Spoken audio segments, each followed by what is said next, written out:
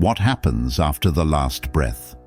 Does the self fade into nothingness, or does it journey through realms beyond our understanding?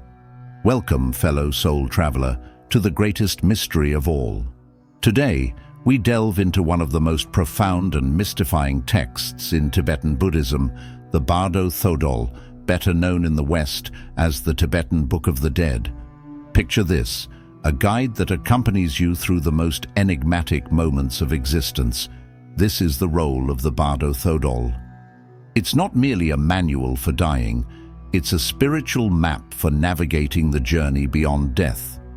Together, we'll explore this guide, unravel its messages, and maybe, just maybe, discover more about what it means to truly live.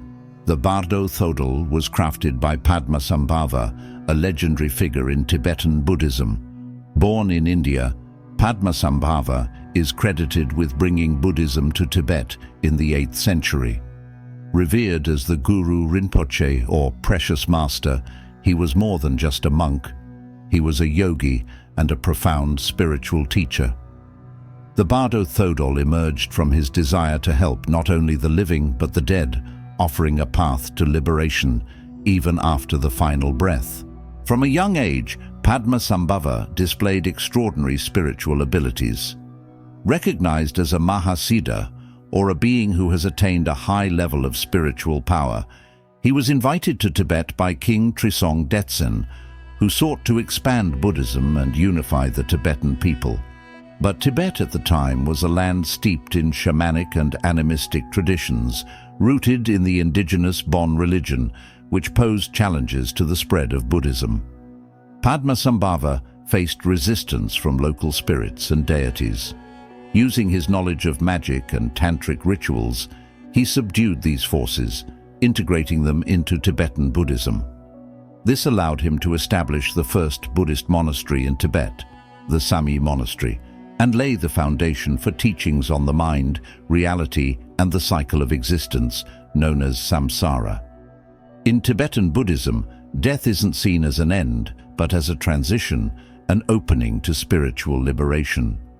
Padmasambhava understood that, at the moment of death, the mind enters a unique state of receptivity, free from the distractions of the physical body. This moment, he believed, is a rare opportunity for enlightenment. However, he also knew that most people, when they die, are overwhelmed by fear and illusion, blocking their path to liberation.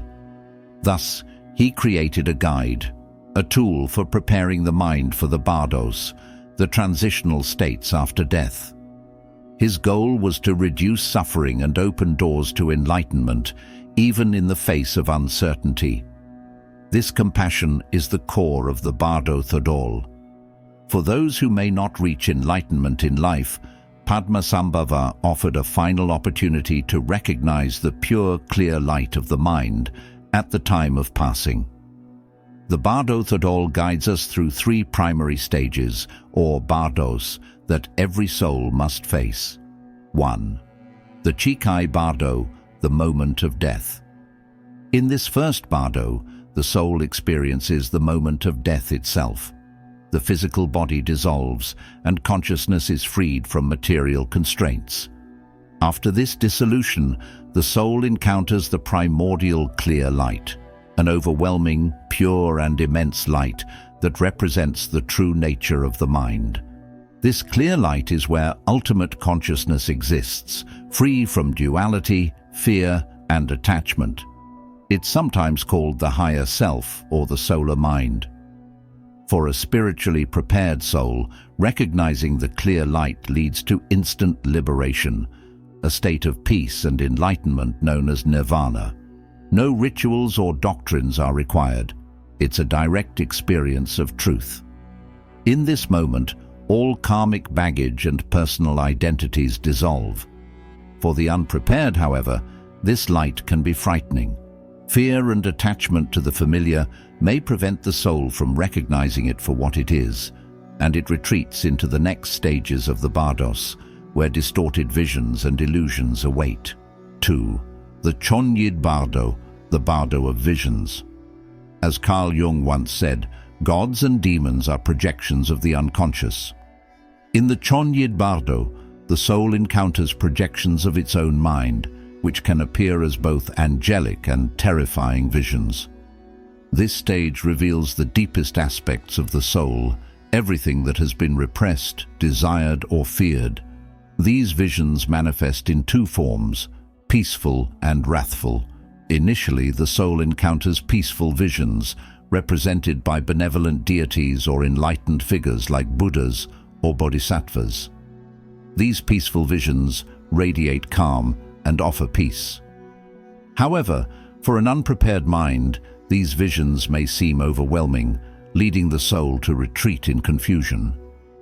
If the soul fails to recognize the peaceful nature of these visions, it may face wrathful deities, monstrous and unsettling figures symbolizing anger, fear, and unprocessed emotions.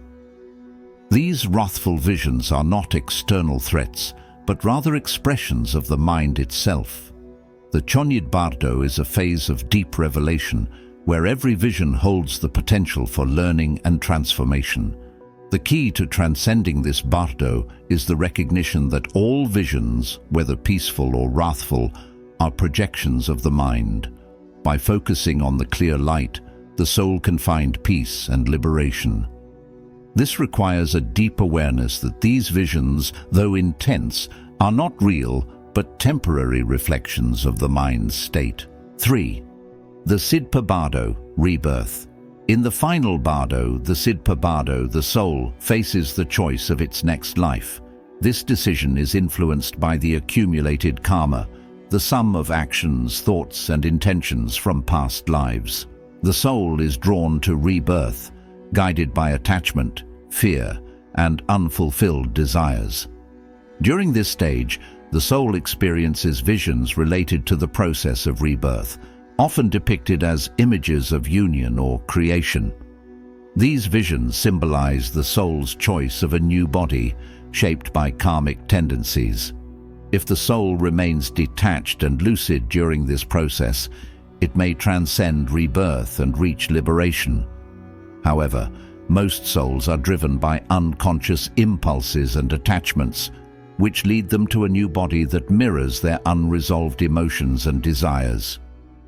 The Sidpa Bardo is a final opportunity for liberation, to break free from the cycle of rebirth and merge into the clear light, the ultimate essence of the mind. The Bardo Thodol teaches that life and death are deeply connected, and that the cycle of rebirth reflects our choices and perceptions. By freeing ourselves from attachment, we can escape the cycle and reach enlightenment, a state where the illusion of a fixed identity no longer exists. The Bardo Thodol is not just a religious text, it's a guide for self-awareness and spiritual growth. It teaches that death isn't the end, but a portal to new beginnings. As Ram Dass once said, "When you die, there is only one question that matters. How much did you love?" So, as we reflect on these teachings, ask yourself, are you ready for the final journey? Are you prepared to let go of everything you believe you are? By contemplating the nature of life and death, we can learn not only how to prepare for death, but also how to truly live. If this journey resonated with you, share this video and subscribe to the channel. Let us know in the comments what intrigues you most about life after death. The path of self-discovery is long, and together we can explore the greatest mysteries of existence. Thank you for watching.